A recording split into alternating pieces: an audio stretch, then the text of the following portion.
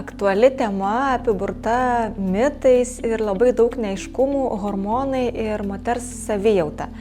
Žinoma, kad hormonai yra vienareikšmiškai įtakojantis faktorius mūsų gerą savijautą, mūsų organizmą, mūsų miegą, mūsų šypseną veide ir daugelį įvairių sričių.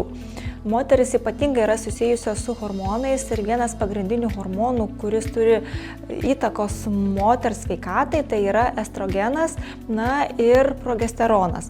Labai svarbus yra estrogeno ir progesterono santykis. Ir dažnai linkę moteris manyti, kad tik vyresnėme amžiuje hormonai gali turėti įtakos moters savijautai, ar tik kad vyresnėme amžiuje gali hormonai išsibalansuoti ir, kitaip tariant, gali būti hormonų disbalansas. Nebūtinai noriu paneigti šį mitą, jog net ir jauname amžiuje moteris gali turėti hormonų disbalansą ir dėl to jaustis blogai. Kas sukelia hormonų disbalansą? Tai įtakoja vienareikšmiškai stresas. Moteris po įvairių stresinių situacijų, kurios gali būti tiesiog ir kraustymasis į kitus namus, kurios gali būti skyrybų procesas, vaikelio gimdymas. Visgi moteris po gimdymo, po nėštumo tikrai labai patiria didelį stresą, tai organizmui yra stresas ir dėl to moterim vėlgi gali išsibalansuoti hormonai. Hormonai yra atsakingi už normalų menstruacinį ciklą ir jeigu moterim sutrinka mėnesinės, tai vėlgi yra labai didžiulis faktorius, kuris gali sukelti įvairius sveikatos sutrikimus ir įvairias problemas, ar ne? Kalbant apie estrogeną, jisai gaminasi pirmoje menstruacinio ciklo pusėje, vadinamojo folikulinėje fazėje, o jau antroje ciklo pusėje, vadinamojo progesteroninėje fazėje, gaminasi progesteronas. Kada sutrinka estrogeno progesterono pusiausvyra, tada ir atsiranda didžiausios sveikatos problemos susijusios su hormonų disbalansu. Kokios ligos gali turėti įtakos hormonų disbalansui? Tai labai tikriausiai visoms moterims yra girdėta tema, tai policistinių kiaušidžių sindromas, kuomet vyrauja vyriškųjų hormonų androgenų kiekis. Tai yra įgimta liga, tai yra paveldima liga, tik ji gali būti koreguojama gyvenimo būdu. Jeigu moteris sveikai maitinasi, vengia angliavandenių, turi pakankamą fizinį aktyvumą, policistinių kiaušidžių sindromas gali būti puikiai suvaldomas ir moteris gali praktiškai ir nepajusti hormonų disbalanso. Moterim, kurios po gimdymo ilgai neturi mėnesinių, kuriuom ilgai nesugrįžta menstruacinis ciklas, vėlgi gali sutrikti estrogeno gamybą ir dėl to moteris gali jaustis blogai. Ir savaime suprantama, jau vyresnėme amžiuje, kuomet moteris keliauja į perimenopauzę ir į menopauzę, nesigamina hormonas estrogenas ir dėl jo moteris praranda švytėjimą, praranda spindesį, praranda norą judėti, norą užsiminėti fizinę veiklą, jos raumeninę masę praranda, jom yra sunkiau užsiminėti fizinę veiklą. Ir kągi tokiu atveju daryti? Tai šiais visais atvejais yra rekomenduojamas hormonų ištyrimas, kuris ir parodo, kokio gydymo reikalinga moteriai. Moterim taip pat yra labai svarbu ir skydliaukės veikla. Jeigu jinai yra sulėtėjusi arba per daug suaktyvėjusi, vėlgi moteris jaučiasi blogai. Kaip moterim suprasti, kada yra atsakingi hormonai už jos gerą sveikatą ar kažkokius nusiskundimus, ar kada jau yra, tarkim, sutrikusi kitų organų veikla. Tai tiesiog, kada moteris pajunta, jog jos jaučiasi blogai, reikia kreiptis pas specialistą, kuris būtent ir detalizuoja, kokį tyrimą ir kokį gydymą reikia paskirti. Tiesiog noriu panaviguoti.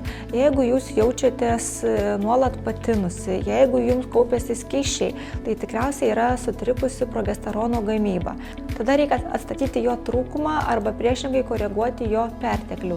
Jeigu jums lenka plaukai, jeigu jums lūžinėja nagai, tikriausiai tai bus atsakinga skydliaukė. Jeigu jūs yra sausa oda, jeigu jūs jaučiatės, kad neturite energijos, tai tikriausiai bus atsakingas estrogenas. Jeigu jūs jaučiate, kad jums yra sunku numesti svorį, kad jūs darote daug fizinių pratimų, prisižiūrite mitybą, tačiau jums nepavyksta numesti svorio, tai tikriausiai bus labai padidėjęs kortizolis ir tikriausiai bus padidėję vyriškieji hormonai, tokie kaip testosteronas, tokie kaip laisvas androgenų indeksas, arba yra sutrikusi antinksčių veikla. Jeigu jums yra labai padidėjęs prakaitavimas, jeigu jūs naktį prakaituojate, tai dažnai susiję yra su vitamino D trūkumu. Jeigu trūksta energijos, vėl gali būti susiję su geležies trūkumu. Tai čia tiesiog yra dalis hormonų, apie kuriuos aš kalbu, ir labai atlikus tyrimą lengva suprasti, kokio hormono jums reikia paskirti, kad atstatyti sutrikusią jūsų gerą savijautą ir tiesiog hormonų balansą. Kalbant apie mitybą ir ginekologinės ligas, tai labai svarbu paminėti, kad angliavandeniais praturtintas maistas gali sukelti makšties uždegimus. Dažniausiai sukelia makšties kandidą arba kitaip tariant makšties grybelį. Ir mityba yra ypatingai svarbi makšties uždegimam pasikartojantiems makšties vulvovaginitams. Tos moteris, kurios kreipiasi dėl niežulio, dėl perštėjimo, dėl pakitusių išskyrų lyties organų srityje, tai vienas iš pagrindinių rekomendacijų išgydymo būdų tai yra dieta ir probiotikais praturtinta mityba. Rekomenduojama yra tokie produktai kaip pieno produktai ar ne, su gyvosiom bakterijom, vengti angliavandenių, vengti, tarkim, saldumynų, vengti miltinių produktų.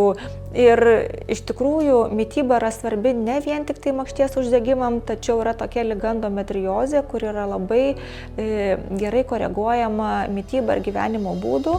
Tai apskritai moteriai yra rekomenduojama ankštiniai produktai, yra rekomenduojama skadilom praturtinta dieta, nes ji yra organizmo šluota ir ji padeda atkurti makšties mikrobiotą ir viso organizmo mikroflorą. Labiausiai turbūt yra organizmais kolonizuotas organas, tai yra skrandis ir visas žarnynas. Makštis užima antrą vietą, kalbant apie visą mikroorganizmų kiekį. Ir kad užtikrinti makšties pH ir organizmo pusiausvyrą tarp gerų ir blogųjų bakterijų yra labai svarbu prebiotikų ir probiotikų vartojimas.